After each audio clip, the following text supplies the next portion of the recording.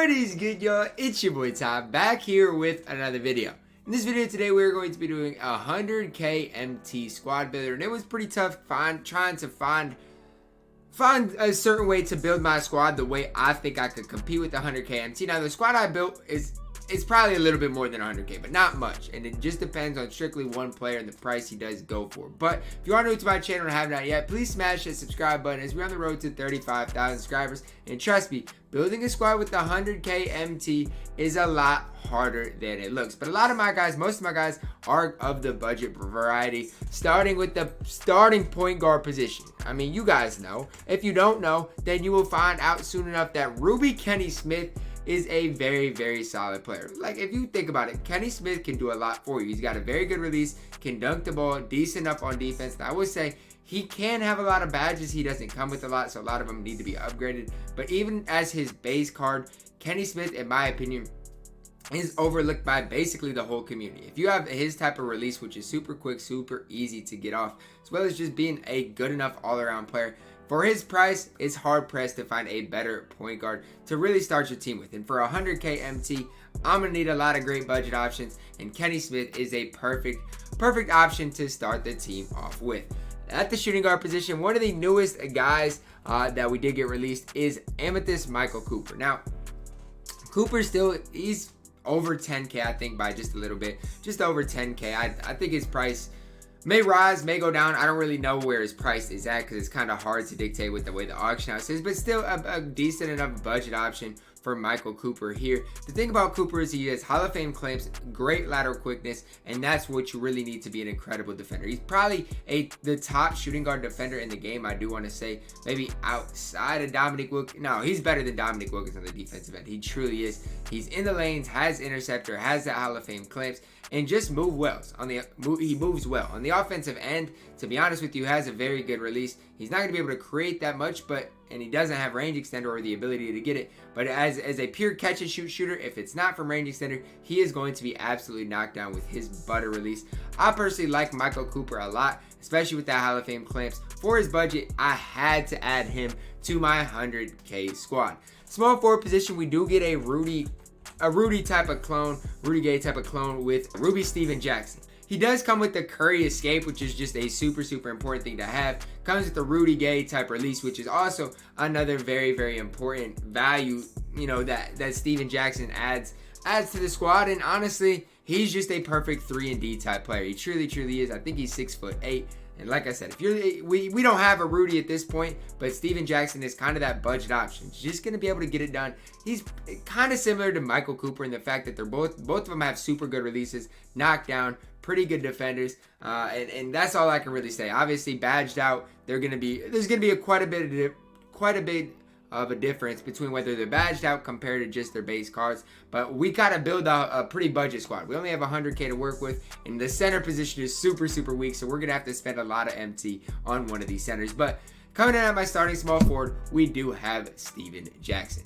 The power forward position, in my opinion, for budget-wise, is one of the strongest out there, and I think this guy is the epitome of a budget power forward.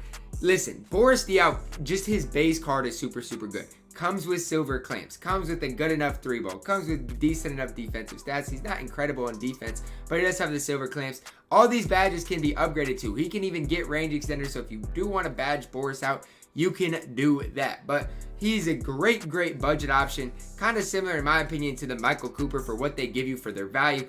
Very good at the power forward position. In my opinion, for his value, he's above Richard Jefferson and above a guy like Bailey Howell, because both those guys are a little bit more expensive than Boris. And I believe once you badge Boris out, Boris is going to be better than both of those guys, if you want my honest opinion.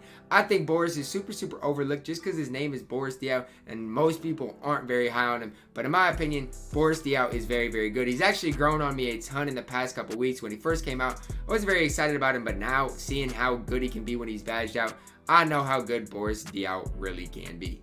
At the starting center position, you guys might hate me, But half of my 100,000 MT goes towards this guy, Kristaps Porzingis. It has to. I don't know what else I'm supposed to do at the center position. Can you guys name any good budget centers? I don't feel comfortable running Rick Smits. Even Bill Laimbeer, who you guys will see later on in the video, I don't like him. I just hate the center position as a whole. So I'm going to spend up on a Kristaps Porzingis. I feel like he's worth it. 7'3", the ability to stretch the floor, good enough on defense because he's 7'3", moves decent enough. I can't not put Kristaps on the squad. I only have 100K, and Kristaps is half of it. But he has a great release, great in the pick and pop, gonna be able to stretch the floor. Look at my starting lineup. Everybody can shoot, which is very, very valuable for 2K and how it's played right now, with just shooting kind of being overpowered in a MyTEAM Unlimited sense. That's why I think Kristaps Porzingis is invaluable and definitely has to be inserted into my lineup. Now moving on to the backups here, I'm going to plug in another budget point guard in Patty Mills. Now, I'm not very good using Patty Mills right now, but it's undeniable how good Patty Mills can be. And I forgot to mention this at the start of the video.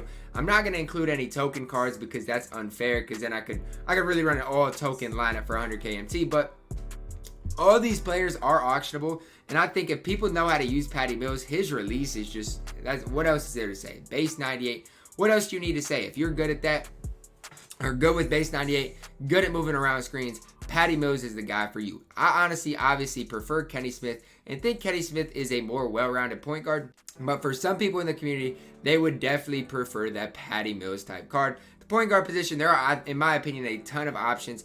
Budget-wise, for like under that 10K, then it gets a little bit bare, but no doubt about it, Patty Mills is a very, very good budget option. Backup shooting guard position, we're going another great budget option, in my opinion, with Eric Gordon. Now, I don't think Eric Gordon gets talked about nearly enough for his base card who comes with silver range extender. The problem with budget cards is even like a Michael Cooper who can't get range, but any budget card, even a Boris Diaw, if you want to put range on Boris, you're looking at upwards of 30K just with that. So just the fact that Eric Gordon comes with the silver range extender, you're already looking at that 20,000K value. I mean, just off of that. Eric Gordon also is a great, he can handle the ball, he can shoot, he has the silver range extender, comes with 90 some speed. The only thing Eric Gordon can't do at all is defend the basketball. He's not a good defender at all. Bad lateral quickness. I don't think he comes with any defensive badges, if I remember right. And that's what Eric Gordon's going to give you. You know what he's going to give you. For 5K MT, he's going to give you a great option on offense, fast in the lanes. But the thing is, he's small and can't really defend. So that does hurt him. But for his value, I still think he's a very, very good option. Hopping into my next guy, another guy who's a value option. You're going to see a lot of that today because I did add Porzingis, but there's not much difference between Ariza and the next best option that's cheap. Trevor Ariza, a sapphire, with his length, his versatility on the defensive end, I think you definitely add him to the squad. Definitely a perfect 3-and-D guy. Now, I do prefer Steven Jackson by quite a bit over Trevor Ariza, but no doubt about it, Trevor Ariza can still play in any type of environment. Now, obviously, the more cards we get, the better cards we get. It's going to become it's going to become more and more rare to see Trevor Arizas. But no doubt about it, for a time, Trevor Ariza was one of the top small forwards in NBA 2K21. Power forward position, I was debating whether I spend up and not get Porzingis, but I'm going to save a little bit, go with Tony Kukoc, and get Kristaps Porzingis. That's basically what it came down to, because if I wanted to get Richard Jefferson, Bailey Howell, you're looking upwards of 25K, and I just think Kristaps Porzingis is way more important for the MT than replacing those guys with Tony Kukoc. What Tony's going to give you is a knockdown shooter, 6'10", I do believe.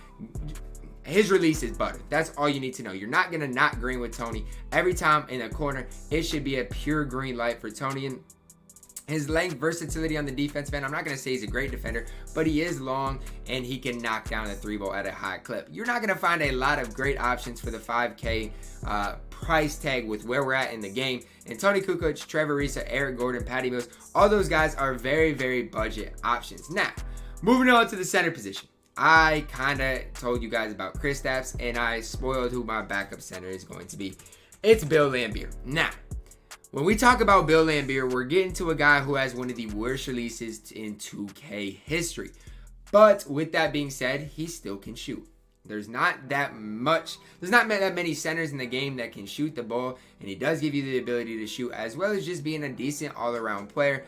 Do I love Bill Laimbeer? Absolutely not. I do not like him. But tell me, who would you prefer at the backup center? I struggled so bad coming up with this lineup because it's like if I put Kristaps in the lineup, then everybody else is going to have to be a budget, and everybody else is a budget, as you guys can see my lineup. But with 100K, if you wanted me to let's say play 250K with 100K, this is probably the lineup I would go out there with. Now, I want to know your guys' lineup. If you had 100K MT, where would you guys turn to?